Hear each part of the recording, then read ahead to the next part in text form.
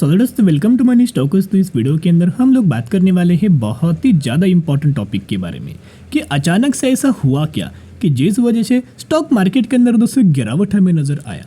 जहां अगर आप बीएसई सेंसेक्स की बात की जाए तो ऑलमोस्ट हमें 1 से 1.5% की गिरावट नजर आई, यानी कि 850 पॉइंट्स का करेक्शन हमें सेंसेक्स के अंदर नजर आया। और वही दोस्तों अगर आप निफ्टी 50 के अंदर देखोगे तो ऑलमोस्ट हमें 1% से ज़्यादा की गिरावट हमें निफ्टी 50 के अंदर नजर आया एंड 250 पॉइंट्स की गिरावट हमें निफ्टी 50 के अंदर नजर आ चुकी है।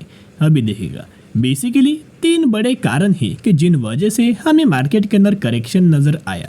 तो चलिए एक एक करके वो न्यूज़ के बारे में हम लोग कवर अप कर लेते। तो दोस्तों न्यूज़ के बारे में कवर करने से पहले अगर आप इंडाइसेस दोस्तों देखोगे तो निफ्टी मिड कैप के अंदर तो ऑलमोस्ट हमें 1% के आसपास गिरावट नजर आई। Nifty mid cap small cap 100 बोल सकते हो, मिड कैप 100 देख सकते हो, या फिर अगर आप निफ्टी 100 भी देखोगे तो उसके अंदर भी ऑलमोस्ट हमें 1% की गिरावट नजर आ चुकी है। साथ में दोस्तों अगर आप बैंक निफ्टी के अंदर भी देखोगे तो बैंक निफ्टी के अंदर भी ऑलमोस्ट हमें 1.5% का करेक्शन नजर आया, यानी कि इंडाइसेस के अंदर दोस्तों करेक्शन नजर आया हुआ है 1.5% के आसपास।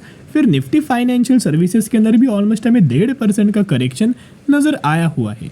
तो चलिए वो भी दोस्तों एक बड़ा कारण है कि निफ्टी बैंक के अंदर गिरावट हमें क्यों हुआ। गिरावट होने का सबसे पहला रीजन आप सभी को पता होगा, इंडिया एंड कनाडा वाला जो मामला था, वो जो न्यूज़ हमें नज़र आया था, जो जंग हमें करंट बेसिस के पर नज़र आया हुआ है, जो उन्होंने इंडिया के अंदर दोस्तों एक बात हमें क्लेम किया है, उसी क्लेम की वजह से ये सब कुछ हमें चीज़ें हो रही है।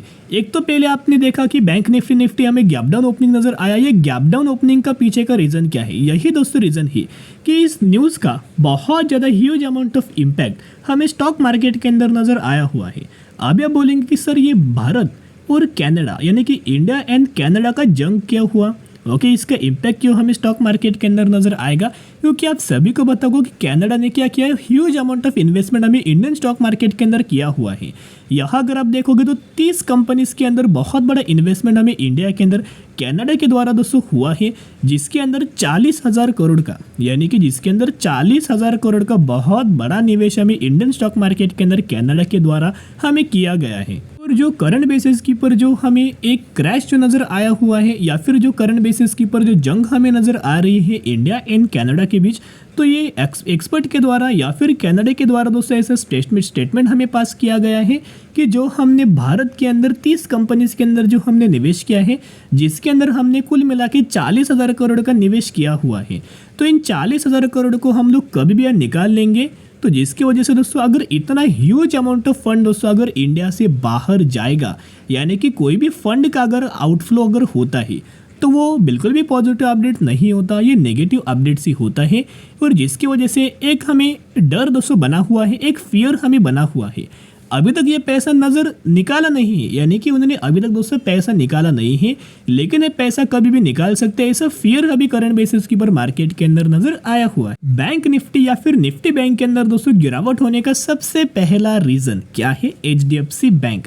अभी देखिएगा एचडीएफसी बैंक के अंदर दोस्तों हमें क्या हुआ, एक बहुत बड़ा हमें इशू नजर आया हुआ था। एक मीटिंग के अंदर दोस्तों सब कुछ हमें क्लेम कर दिया गया है एंड आप सभी को पता होगा सबसे ज़्यादा जो इम्पैक्ट है हमें बैंकिंग सेगमेंट के अंदर भी नजर आ सकता है। अभी क्यों देखो दोस्तों, अगर दोस्तों कोई भी अगर फेडरल रिजर्व का मैंने एक अपडेट्स आपके साथ शेयर किया था, जिसके अंदर हमें एफओएमसी की मीटिंग होने वाली है, और एफओएमसी का दोस्तों अगर मीटिंग के अंदर हमें रेपो रेट का भी हाइक नज़र आने वाला है। अगर रेपो रेट हाइक हुआ तो बैंकिंग सेक्टर के अंदर गिरावट आएगी एंड हमें ऑलमोस्ट आईटी सेक्टर के अंदर भी गिरावट हमें नजर आ सकती है। और जो रीजन हुआ था एचडीएफसी बैंक भी गिरा, रिलायंस के अंदर भी दोस्तों करेक्शन हमें नजर आया हुआ है।